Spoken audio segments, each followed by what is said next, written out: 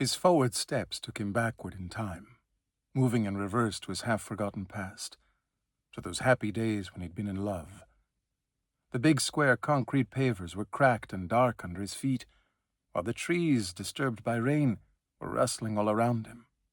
But dappled sunlight glimmered in his mind's eye, flicking faster and faster down the old camp's main avenue, pulling him into the last summer of his childhood.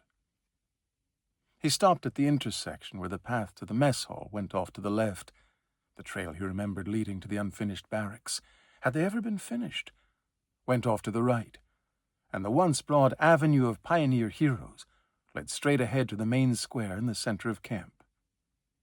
Most of the pavers were broken and huddled in random piles, but there was a tiny spot by the flower bed at the intersection that had remained intact. "This is where it was! Yes, it was right here!" Yura smiled, remembering how late one night, when the whole camp was asleep, he'd sneaked out here with some chalk and drawn the most beautiful letter in the world, V.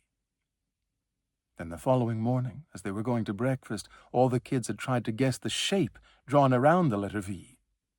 Brilkin from Troop 2, the second oldest troop at camp, had been sure he'd figured it out. "It's an apple, guys!"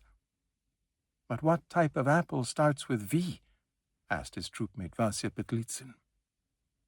It hadn't occurred to a single one of them that the shape traced around the letter V wasn't supposed to be an apple, but a heart. The shape had gone wonky because, while Yurka was drawing it, he'd suddenly heard those cherished footsteps through the rest of the general nocturnal rustling, and he'd been so overcome with shyness that his hands started trembling. So that's what he'd ended up with, an apple.